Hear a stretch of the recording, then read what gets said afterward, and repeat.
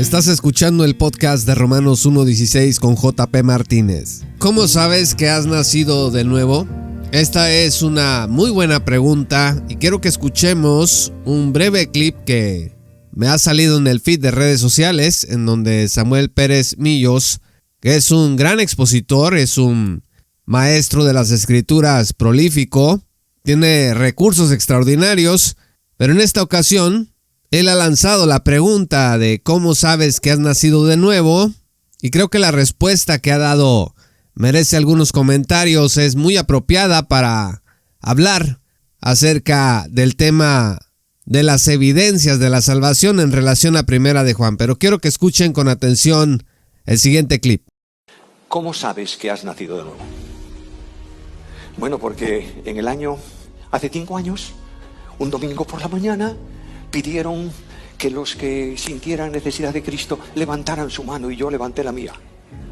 Tú puedes levantar las dos y los pies e irte al infierno. No son cuestiones personales. ¿Quieres saber si eres salvo? Escucha la Biblia. Primera carta de Juan 3:10. El que no ama a su hermano no es de Dios. ¿Quieres otro? Primera de Juan 3:14. El que no ama a su hermano permanece en muerte. ¿Quieres otro? Primera de Juan 4:20. El que dice yo amo a Dios y aborrece a su hermano, y la palabra aborrecer ahí es decir, no me vale, de segundo nivel, desprecio a esta persona.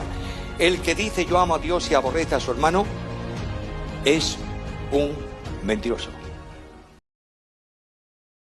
Quiero hacer un par de comentarios sobre lo anterior. Primero, el predicador descarta el hecho de que levantar la mano en un momento de necesidad cuando se invoca a Cristo sea eficaz de alguna manera. Es verdad que alzar la mano no es sinónimo de creer, pero también es cierto que al creer en Cristo para vida eterna, en medio de una crisis, una persona puede haber accedido a participar de esta clase de llamados en las iglesias. Personalmente, no utilizo estas técnicas, pero si alguien las usa en algunas iglesias mientras comparten el evangelio, es su decisión. La pregunta es esta: ¿dónde dice la Biblia que levantando la mano uno es salvo?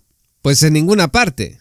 Pero también la otra pregunta es: ¿dónde dice la Biblia que creer en Cristo y su promesa de vida eterna y levantar la mano no salva a nadie?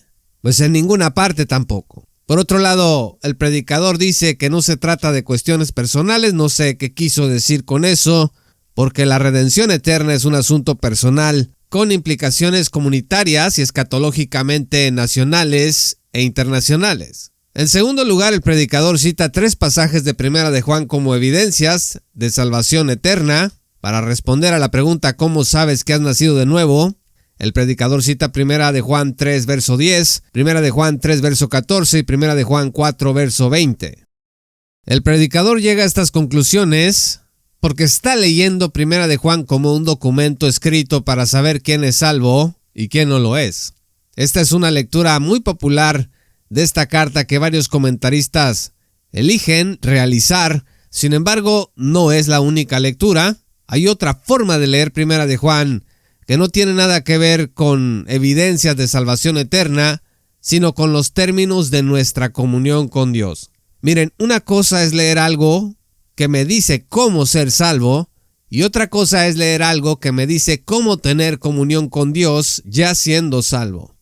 Seguramente el predicador, como los comentaristas de esa línea acostumbran, ha de entender que tener comunión con Dios es lo mismo que ser salvo eternamente.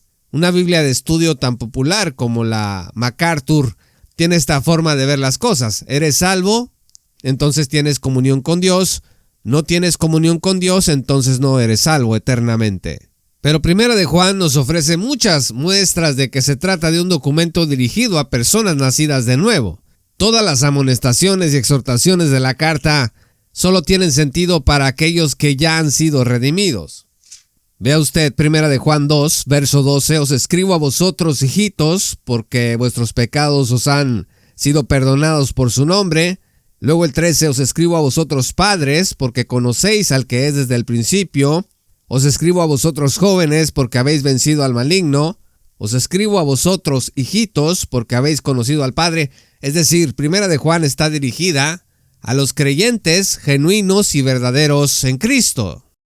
La salvación eterna de nadie está a discusión en Primera de Juan. En cambio, si leemos Primera de Juan como el predicador lo sugiere, esto es como una carta que nos dice cómo podemos saber que hemos nacido de nuevo, entonces tener verdadera seguridad eterna sería imposible.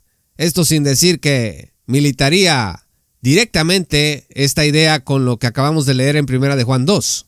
Porque allí dice, les escribo a ustedes que conocen al Padre, que conocen a Dios, que han creído en Cristo.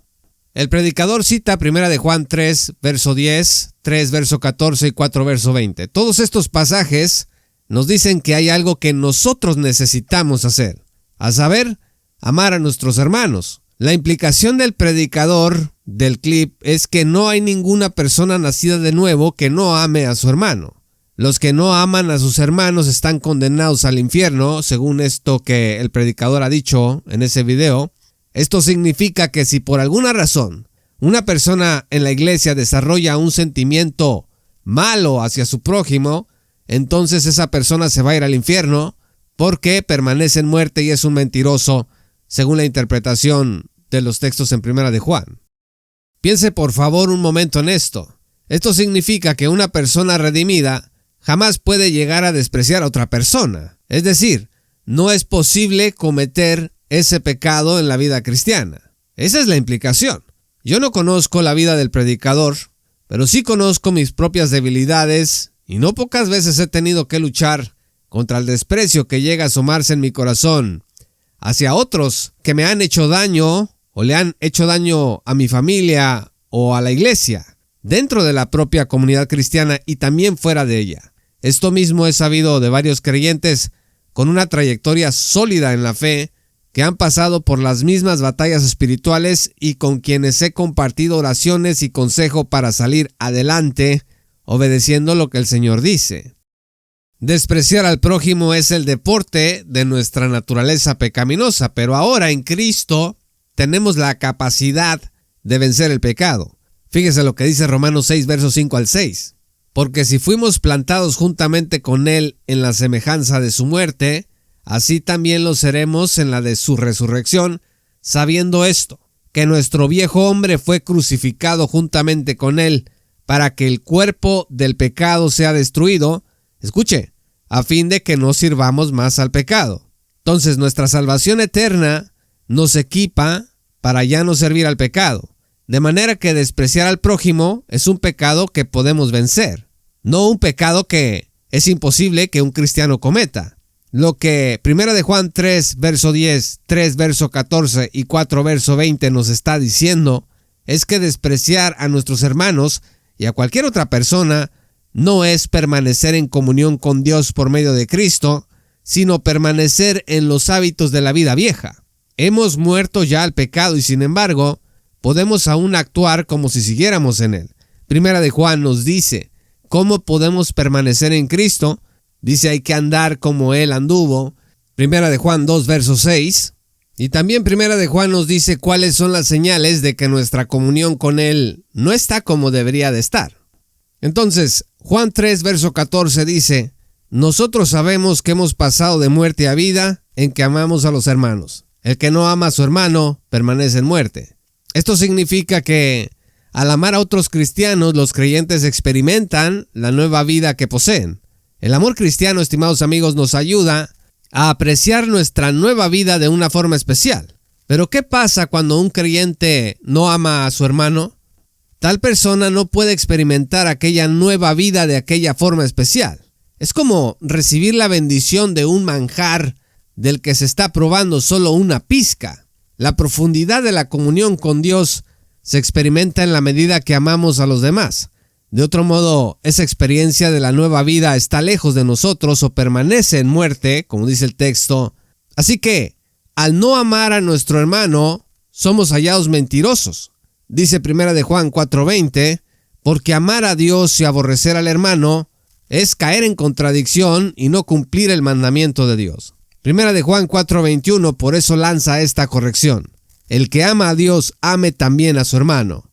No es una sugerencia, es una orden, es un mandamiento. ¿Por qué razón los creyentes deben ser amonestados a cumplir este mandamiento?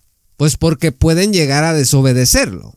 No tiene sentido que el Señor nos ordene algo si Él sabe que de antemano no podemos incurrir en desobediencia. Si alguno se encuentra despreciando a su hermano, Juan no dice que debe convertirse a Cristo primero para poder amarlo, sino que debe amarlo precisamente porque es cristiano y debe obedecer a Dios en todo para tener comunión con Él. Finalmente, los que leen 1 de Juan, como el predicador del video lo hace, a menudo citan 1 de Juan 5, verso 13, como apoyo para decir que todo lo que Juan escribió antes es para que sepamos si somos cristianos genuinos o no. 1 de Juan 5, verso 13 dice: estas cosas os he escrito a vosotros, que creéis en el nombre del Hijo de Dios, para que sepáis que tenéis vida eterna, y para que creáis en el nombre del Hijo de Dios. Pero lo que Juan se refiere aquí es a lo que acaba de decir en los versos anteriores, del verso 9 al verso 12. Dice la Escritura: si recibimos el testimonio de los hombres, mayor es el testimonio de Dios, porque este es el testimonio con que Dios ha testificado acerca de su Hijo. El que cree en el Hijo de Dios tiene el testimonio en sí mismo. El que no cree a Dios le ha hecho mentiroso, porque no ha creído en el testimonio que Dios ha dado acerca de su Hijo. Y este es el testimonio, que Dios nos ha dado vida eterna, y esta vida está en su Hijo. El que tiene al Hijo tiene la vida, el que no tiene al Hijo de Dios no tiene la vida. En resumen y conclusión, a la pregunta del predicador del video ¿cómo sabes que has nacido de nuevo?, 1 de Juan lo único que nos dice es que el que cree en Cristo tiene vida eterna. Sabes que has nacido de nuevo porque has creído en el testimonio de Dios, que asegura que al creer en el Hijo tienes vida eterna. Muchas gracias, estimados amigos y patrocinadores, por escuchar este programa. Soy JP Martínez del podcast de Romanos 1:16. Únete en nuestra comunidad en www.patreon.com/JPauloMartínez y accede a contenido exclusivo. Muchas gracias y te esperamos en nuestra gran comunidad.